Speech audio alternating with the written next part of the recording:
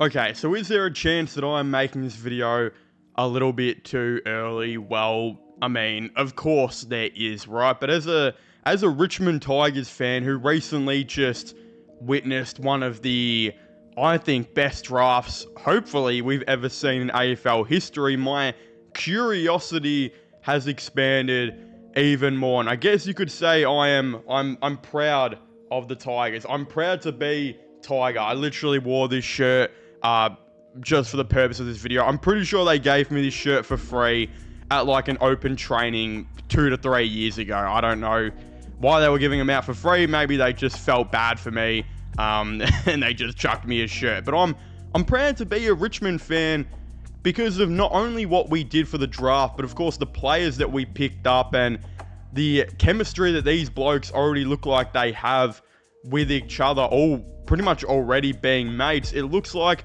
there is something really good going on at Richmond, and I want to explore that even further. So in today's video, I'm actually going to be talking about the 2025 AFL draft, and again, a way too early version of it, but what to expect, a year from now in the draft, and how I think it, of course, will all unfold, the players we're going to be interested in, etc, etc. But again, before I do get into all of that, there's still a fair number of you guys who watch these videos who are not yet subscribed to the channel. So if you could do me a massive favor and leave a like on this video if you enjoy it, subscribe to the channel so you never miss any more AFL content and, again, Richmond videos in the future. And I think, without further ado, we're going to get started with, I think, the big trade that has really got a lot of Richmond fans excited for the, 2025 AFL draft. And that does happen to be the one that the Tigers did with North Melbourne on draft night, where they actually sent their pick 27 and a future second round pick for North Melbourne's future first round pick. Now, to catch you guys up who aren't aware of this, it's quite commonly known that North Melbourne are one of the worst teams in the league, and again, they could finish high, but at the time making this video, they are predicted to finish, I think some people have them like 15th to 16th. I think they'll probably finish about 14th in next year's AFL season, meaning that the Tigers should have about pick 4 or 5 from North Melbourne, meaning that the Tigers essentially traded pick 27 in the 2024 draft, probably going to be like pick 30 in the 2025 draft because there's so many academy and father-son players in that draft, for what could be literally pick 5. So this has put the Tigers in a great position because realistically, we know the Tigers are most likely going to finish last, and if they don't, it's going to be bottom 3, right? They're a rebuilding team with literally 8 new players. A quarter of their list is new and has never played AFL before. So if our estimates is right as Tigers fans, and if my estimate is right, Richmond should go into the 2025 AFL draft with pick 1 and 5. Again, it's going to look something like that, hopefully. Hopefully North don't, for some reason, turn into prime LeBron James in 2018 for the Cavs and just carry themselves all the way up. The realistic thing is, though, the Cavs, for fuck's sake, the Tigers should have about picks 1 and 5. They don't have any of their other picks. But what I actually think is really interesting here is, I don't know if that will technically be the complete story again, because I'm making this video, a year from the draft.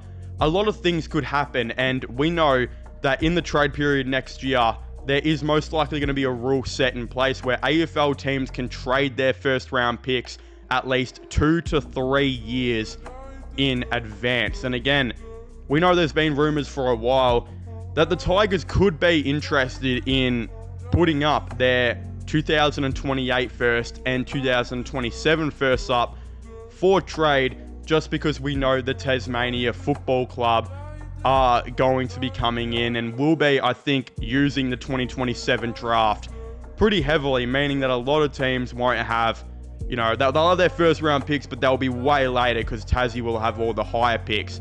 So picks in that year draft or whatever won't be that valuable, because if Richmond finish last in 2027, their pick 1 could end up being pick 6 because of Tasmania coming into the game.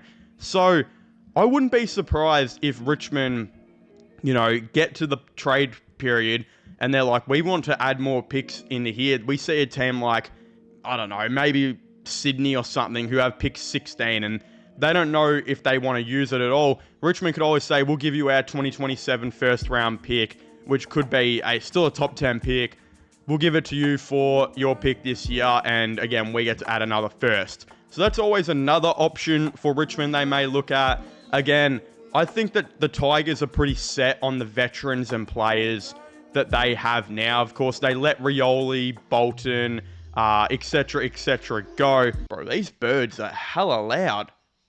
Holy crap, man. They're cock blocking my audio super hard. But there is still a chance that one player leaves the Tigers. Now, I don't think any of them will. As I just said, I think the Tigers are comfortable with their veterans and their leaders and more experienced players. Again, Tom Lynch is out of contract, and he'll probably, if he stays relatively healthy this year, which touch wood he does, he'll probably get 1 or 2 year offers from other teams to come and join them for a last finals push, like a team like Collingwood or something. But I think Richmond will fight pretty hard to keep Tom Lynch, because at the end of the day, if Collingwood offer him a 2 year deal and he leaves, and it's $600,000 a year, $500,000 a year, a big pay cut, Tigers are probably not going to get anything back in return. So I expect them to try and keep these guys to help all these young players for the rebuild. So I wouldn't assume they're going to get any more picks, but for today's video, we'll just say they've got picks 1 and 5 and could have a later first or something like that. But we'll mainly focus on 1 and 5 because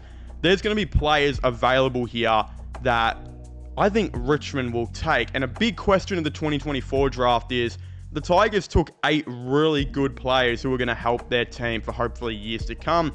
But one thing they didn't add was a ruckman. A lot of people were questioning why. Of course, there wasn't exactly that many good ruckmen available. A guy like Alex Dodson was the highest ranked at like 27. He went at like pick 50. But next year, I think the reason the Tigers didn't draft anyone in 2024 is because in 2025, you have a guy by the name of Cooper Duff Tyler, who is a ruck/key forward, 199 centimeter ruckman.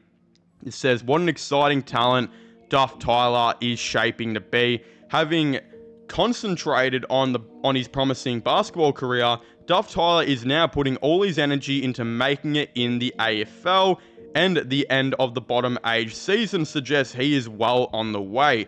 His breakout game came in just his 3rd appearance for the Cannons, when he kicked 2 goals from 30 disposals and 17 hitouts in a best of field display as a roaming ruckman.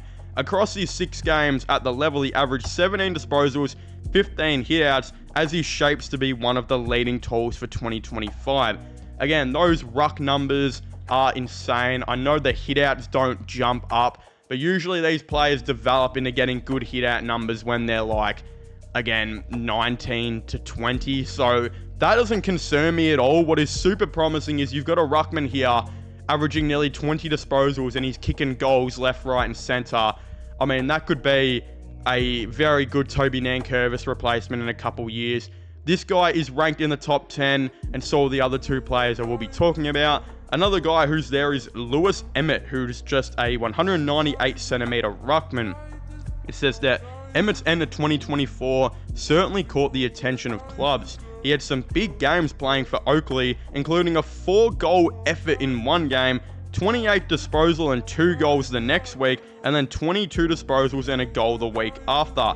The mobile big finished this year with averaging 17 disposals and 13 hitouts and more than a goal a game at Coach Talent League level, and his capacity to get around the ground and use his skills really stood out.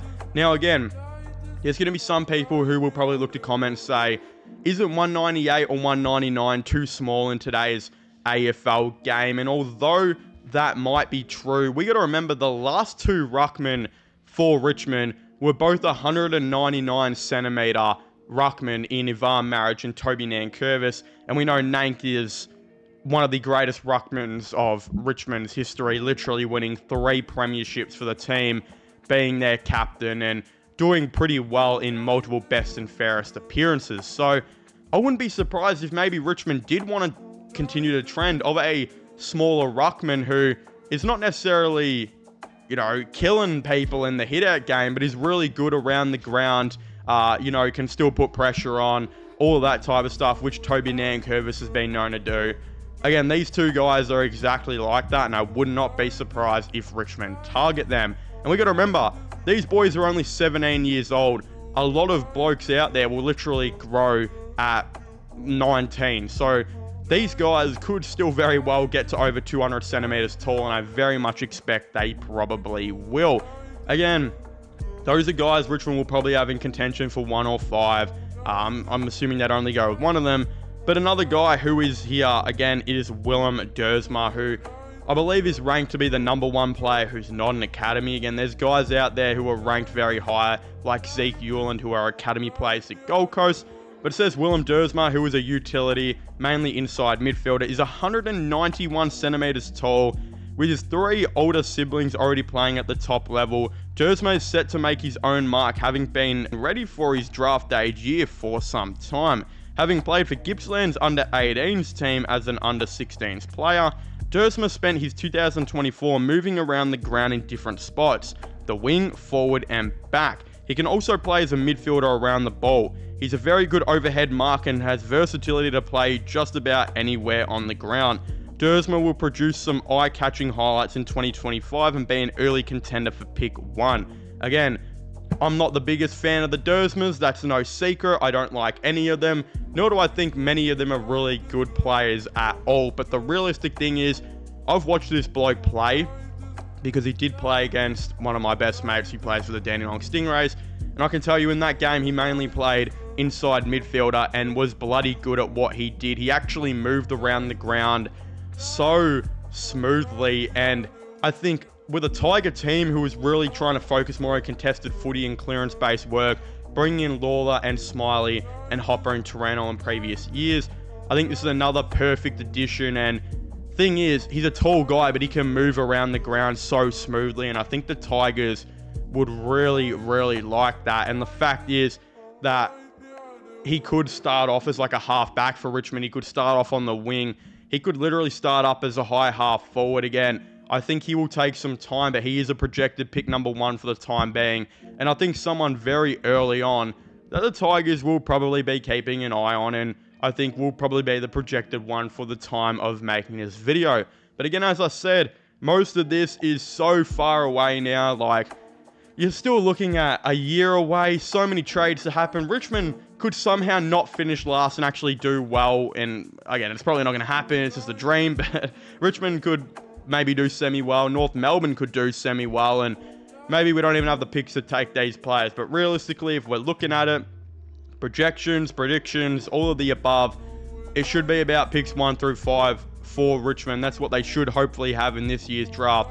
And I think they could find their future ruckman and another really good inside midfielder. So I'm very excited to see how this, of course, all does go. If you haven't already, please make sure to leave a like on the video and subscribe to the channel. Comment your thoughts and opinions down below. What do you guys think Richmond are going to do in 2025? And how do you guys think the draft and trades and all that stuff is going to go really early? Do you think any of the Tigers veterans or, you know, some of the other good players will want out like they did this year? I'd very much like to know your thoughts and opinions. Subscribe to my gaming channels, my IRL/vlogging channels. Everything will be put down below. And as I was saying, please make sure to leave a like, subscribe, and comment. And I'll see you guys next time. Goodbye.